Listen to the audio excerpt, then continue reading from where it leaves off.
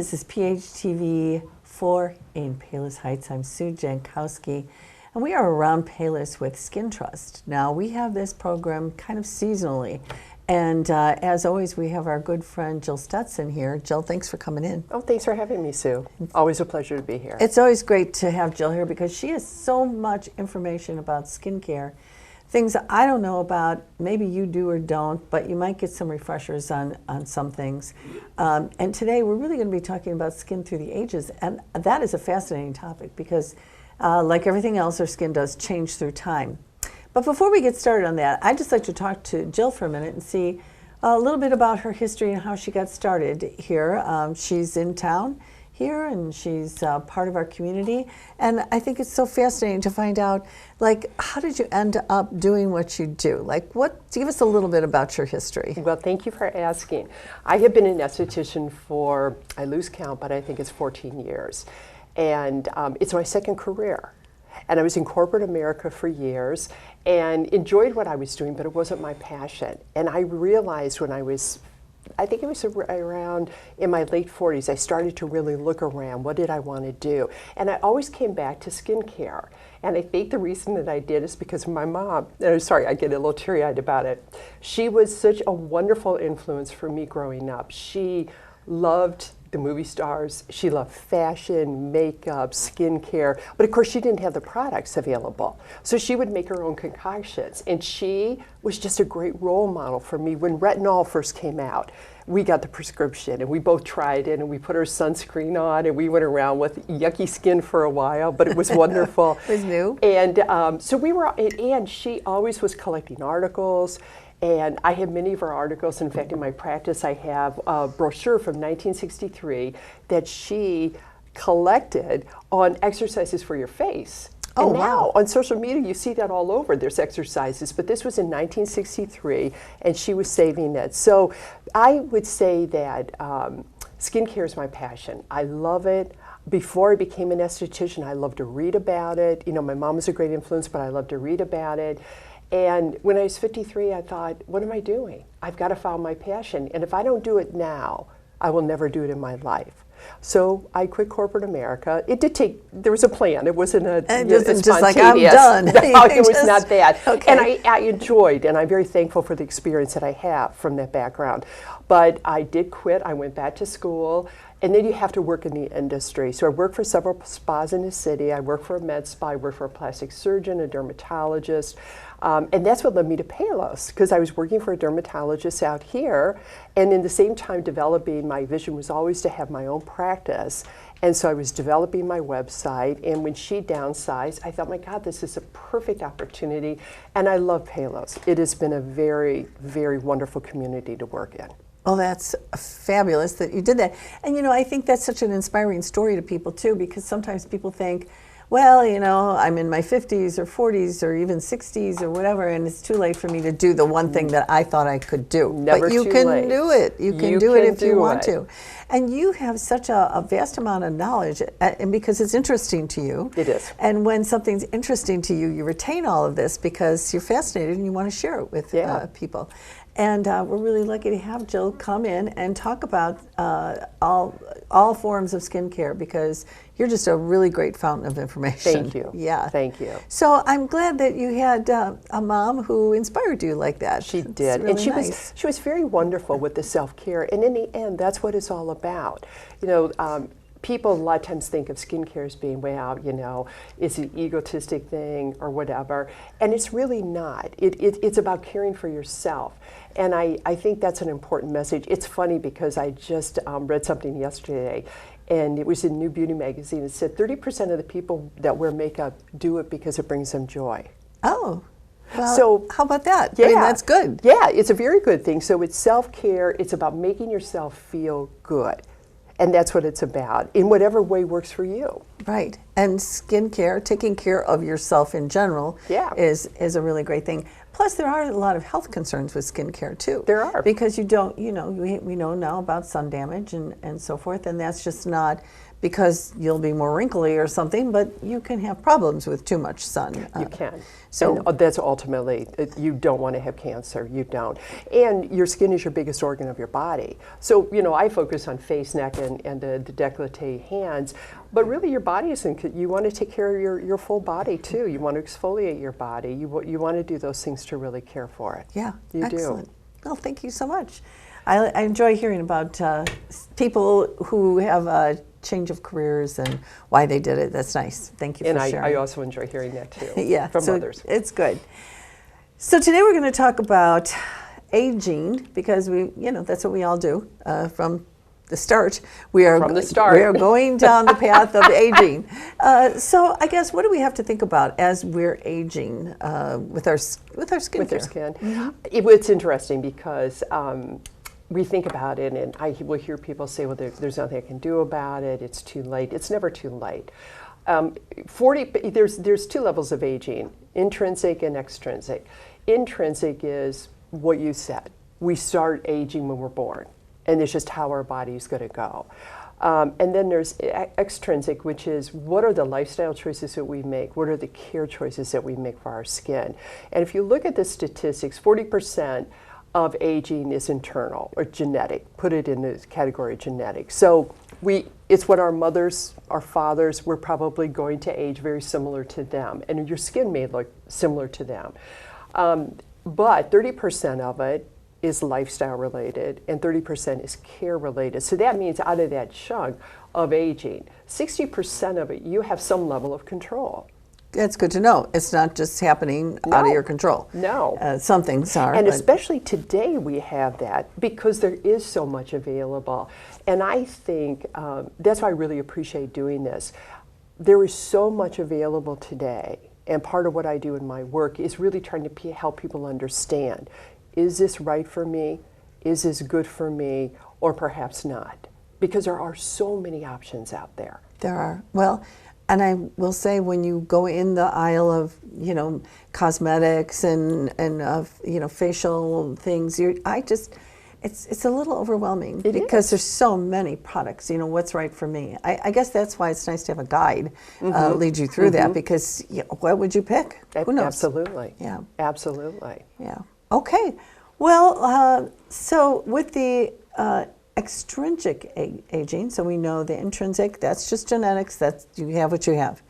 What are some of the things that would affect our aging process that we do have control over? Well, I don't think this would be a surprise to anybody, but sun is the most important one. Sun is just not kind. It's not kind to our skin.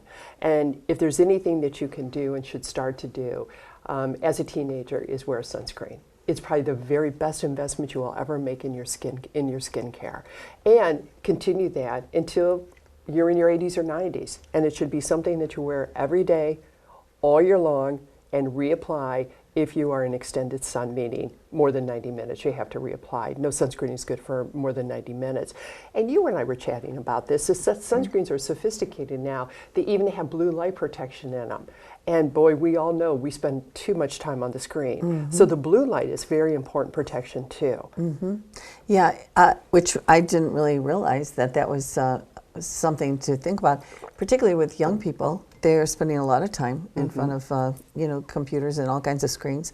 So that's a good thing to know. And is there like a specific sunscreen meant to focus on that blue light protection? It should be incorporated into the sunscreen, and I believe that we're going to start seeing that. I know, as I mentioned, one company that I work with has just introduced a new sunscreen that has that, and you'll see that more and more, I believe, in the marketplace where that's going to be available. Okay. And a good thing. So actually, moms of all ages of children really need to get their child with sunscreen on them because they're going out in the sun all the time. Yes. And so just at a young age, you just slap on a little sunscreen if you're going to be, well, I would say if you're going to be outdoors, but really, not really, because you can get sun protection, the need of sun protection indoors Absolutely. as well. Yeah. I say to people, just make it part of just do it every day. Don't think about the weather. Don't think about what you're going to do.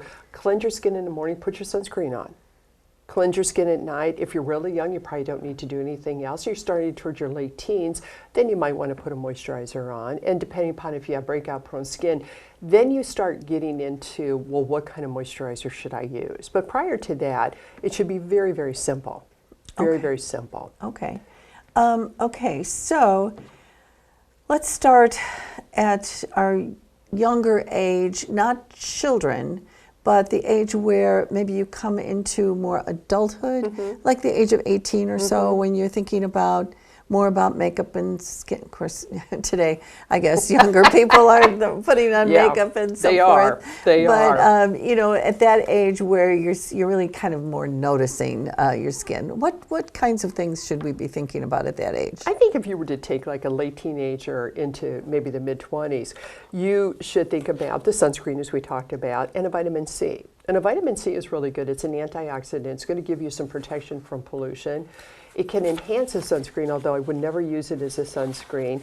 And it does stimulate collagen. Not that you're concerned about collagen loss at that point, but it's interesting because by the time we're 18, we've lost 1% of our collagen. And then through our 20s, we continue that process. And then we get into our 30s, and that accelerates to 2%. Then we get into our 50s, it accelerates at 4% because we're going through hormonal changes, which have a huge impact on that. So, and the whole thing about that is perhaps start some of those things earlier, the vitamin C being it, because as we age, all that stuff just accelerates.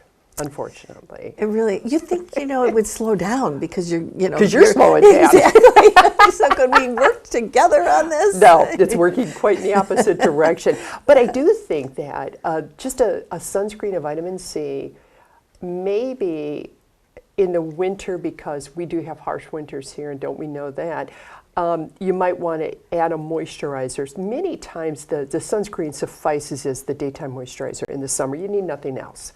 And you have a vitamin C, and then maybe a nighttime moisturizer, especially when you hit your mid-20s. I would recommend that. So you're taking a vitamin C, or are you putting on, isn't there serums and things You're that have putting a vitamin serum C? on. So you're putting serum on, not a vitamin C Well, tablet. I think an internal would still be good too, but I'm talking about the, Okay, the serum. topical Yeah, serum. yeah. Okay, and you can get that lots of places. I'm just you're looking for something that is, you know, a good basic vitamin C serum. Yes. And you can find that lots of places, I Well, you guess. can find it lots of places, and this is where we get into the discussion of the good and the bad.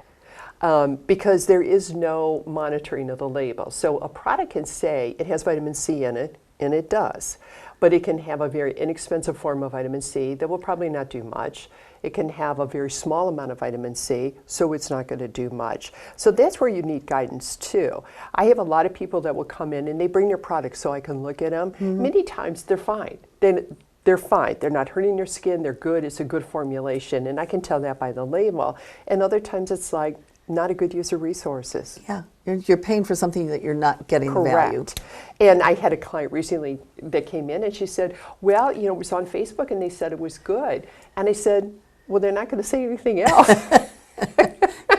So true. Yeah. But you have to really look at the details. And Yeah. you know what? That's why I help people with that. Yeah. So that's good because there's no sense spending money on something that really isn't No. what you think you're buying. And no, and many people don't realize it, but there's so many forms of vitamin C that are out there. Okay. And So you don't have to know all that. you really don't. We need help. Okay, so as you're in this young period of time, you're cleansing your skin, you're applying sunscreen, you might do the vitamin C, but you're not using things like retinol, or you maybe are starting to use retinol? Not yet. No, okay, forget Not the yet. retinol yet. Not yet. All right, is there anything else? I think to me, the sunscreen is so big, and it really wasn't as I was growing up. You and I talked about Absolutely. that. And it became, you know, when my kids were little, you know, people talked about it a little bit, not even really that much. But now it's very predominant in, you know, get the sunscreen on your children. And I see people doing that. Hopefully they're all doing it. Well, and I think there's such a raised awareness level about skin cancer. And I think that's really what it's attributed to. And thank goodness that it is, because the sun is wonderful, but it's also harsh. Yeah, and then there's that thing called vitamin D. So it's like, well, should we be out in the sun because we need our vitamin D? Or should we not be in the sun? That's a little Well, vague to me. In the readings that I have done and what people say is that you could safely do 15 minutes of unexposed skin, or exposed skin, exposed skin a day. Just be careful. Yeah. Just be careful. Like you have to time yourself. You have to Go time on. yourself, and then you think you're giving yourself, and then maybe you're going to forget to put your sunscreen on or this or that. I say take a good vitamin D supplement. Yeah. That's when I say take a good supplement. Yeah, that would make more sense. Then you wouldn't have to worry about. And then you don't have to worry about it. Okay, that sounds good. All right. Is someone of that age, in the 20s, early 20s, are they doing anything else besides those things? Is there some other products or care or treatments they could be doing to preserve their skin? I think that, and people will always ask me the question, well, how often should I get a facial or a facial treatment? And I say it depends upon your age. So I say for somebody, say a 20-year-old, anywhere from early 20s to late 20s, facials or facial treatments twice a year, seasonal changes. Mm-hmm. Just make sure that your skin is in great shape as you're going from transitioning from one season to the next. And we have winter and summer here. Mm-hmm. And I say twice a year. And then make sure the only other thing I would do towards your late 20s, our whole cell renewal process through the epidermis will slow down. So then you want to try to start exfoliating your skin, but not over exfoliating because that would cause great sensitivity, but exfoliating your skin. And that can be added in. And then I say to a late 20-year-old, start to wear an eye cream. Oh, okay. Start, because you'll see Yeah. expression lines beginning. Yeah, that is so true. Right. Okay.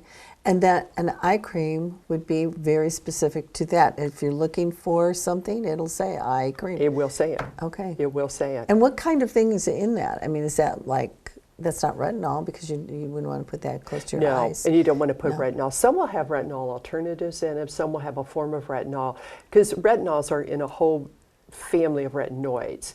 So you can get something that's more gentle that maybe would go on the eye area, but really for the younger gals, just hydrate, condition that area. It will age 30 times faster than the rest of your skin, but you just want to condition it. So you're not treating aging issues yet. Okay. Which is what a retinol will do. All right. But you want to make sure you preserve and condition that area. Okay. All right. So now we move into that next group, that next age group, which would be, because we're doing 20s and 30s, correct? Mm-hmm. You're still like, got a lot of pliability, your skin is like, a little bit more forgiving about things. But once you get to your 40s and mid-50s, what would you expect during that time period? Well, that's when many changes are going to happen. So think about this logically. Your lifestyle issues are going to catch up with you. Maybe your sleep isn't great, maybe you haven't eaten great, maybe you don't exercise. All that, unfortunately, will catch up to you. And that's and then hormonal issues in particular. But that's really mid-40s and above that starts to really happen. So you have a combination of things that are assaulting your skin, so to speak. So depending upon what you've done to your skin, how you've cared for your skin, what I really recommend for women at that point is start a retinol, because that's a wonderful anti-aging product. But now the market has gotten so sophisticated that there are products that will specifically start to build collagen and elastin back in your skin. And I say really in your late 30s, start on that before you really go into that slide of losing it, start to rebuild it. Then in your 40s and 50s, start treatments that are going to enhance the functioning of your skin, and that can be something that's done on a cellular level, and also something that can go in, and that stimulates collagen and elastin. And there's treatments like chemical peel or microneedling that go in and actually start building that collagen back. And then I think really maybe end of 30s, late 30s, 40s, then you start thinking about the injectables. I don't personally believe that you should start thinking about those before then, because there's so many other things you can do to help yourself. But then you might want to consider some of those. But you don't want to fill your skin all the time. You want to maybe fill your skin and then do things that are going to stimulate your own collagen and elastin. Okay, could you explain that a little bit for those of us who aren't familiar with what would be an injectable and where would we get that? Like, where do you put that and where do you go for something like that? You can go, there's so many places that you can go nowadays for injectables, including Skin Trust, but there's many options out there. There's primarily, you'll see them in med spas and in dermatologists' offices. The injectables, a lot of people will start with Botox for the expression lines, forehead lines, lip lines. That's where they primarily use that. They'll do the fillers to pull the skin up if it's starting to sag here, and especially your 50s. You're going to start seeing sagging on the jawline, and they'll pull that up, and they'll fill. Sometimes you want to. There's things that will start happening right around here, and they'll fill that in too. And fillers are great. They're basic versions of hyaluronic acid. Hyaluronic acid is a great ingredient you find in skincare as well as in the fillers. But there's also a syndrome out there called filler fatigue. If you fill your skin too much, it's going to cause the skin to sag over time. So that's why I say to people, get a filler, and then for 2 or 3 years, just focus on building your own collagen and elastin. And there's so many things, as I said, there's products, there's microneedling, there's chemical peels, there's microcurrent, all that can do that. Okay, so if you were getting fillers or Botox or something, that would not be something then you'd want to like do every few months, or you would want to kind of pace yourself with that. I would say Botox, to be effective, you really get it every 4 to 5 months to keep it up. So don't start that until later. Yeah. Fillers, don't start until later either, but don't do it every year. Okay. Don't do it every year. And those are safe ways to, get some of your youth back, get rid of some of your wrinkles. That is, as long as you go to somebody who, that's all they do, are injectables. Okay, so you really want someone really qualified. Correct. I've heard about these parties where people have a Botox party, and I'm like, well, who's doing that there? And I think that wouldn't be so good. Well, and it could be that they're fine in terms of the person doing it because they have a lot of experience, but you don't know. I think it's better to do it in an office where someone really takes time with you. They explain the process. I mean, when you have Botox done, you have to stay upward for 4 hours. Oh, okay. And I'm not sure everybody knows that or they're told that. So there are little things that you do want to know because of the nature of what it is. I see. Okay. And so that you can start in your later 40s or 50s. And is it something that you would continue to do because you like the results? So now you're in your 50s, 60s, you keep doing that? I mean, at what point do you think, I don't do that anymore, but you just do it forever? I don't know. I think it's a very personal decision. Okay. And there's also now products that say they'll extend the life of Botox, meaning that after you have the injection done, you can use a product so you don't have to get the Botox as often. There also are various levels of Botox now. Some are longer lasting than others, and that's a new addition to it. Okay. I mean, it's evolving all the time. Yeah. Well, everybody wants to look good, so I do understand. But if you don't want to do that, and you really want to be have more natural products, there is other things to do to get that. There are other things to do. What I think is a great combination for people is platelet-rich plasma has been around for a while, and that's very good. And that's where we take your blood, put it into a machine, and take your plasma and put it back into your skin because we're putting cells in that are going to regenerate our skin. They're going to help our skin work in a better way. Now there's PRF, which is the second generation of that we can do as injections, or we can use it as the glide to microneedling, so it's going into your skin. That's using you. It's a wonderful way to continue to stimulate your collagen and elastin. There are treatments, and I do, that one is called Switch. And what it does is it will go at the cellular level and stimulate your cells to work better. And when your cells work better, and it stimulates an ingredient called ADP, and when your cells work better, then you have a vibrance to your skin, you have a youthfulness, and it's helping you stimulate collagen and elastin. Skincare's gotten very sophisticated. That really is. I mean, when you're talking about taking blood, taking out the plasma and then putting it back in, that's kind of amazing to me. That seems very futuristic. The future is here. And they used to, it's been out for a while, they would call it the vampire facial. We don't call it the vampire facial, but in essence, that's what it is. But it's just another technique to use. And what I say is you can use techniques and products that you don't have to spend thousands of dollars on to make a good investment in your skin. And especially if you're starting to be more concerned about it in your early years, so you can make some of those investments. You're not going to make such large investments later on that perhaps you didn't care for your skin, but you didn't have access to the products either. That's amazing. Now, for something like these more, I'll use the word involved processes, where would you get something like that? Can you do that? I can. Now, I have a nurse practitioner who does a microneedling, and she does the PRP or the PRF. And microneedling is very interesting because I could do it under my license, but I don't, because all I would do is enhance product penetration. And I have a lot of clients that will come in and say, well, I had it done, I didn't see anything. And it's because they weren't educated on the fact that you really need somebody with a different license that can go down into the dermis with the needle. The length of the needle is different and make that. So my nurse practitioner does that. I do the other treatments, like the one that just stimulates cells in your skin to help your skin work better.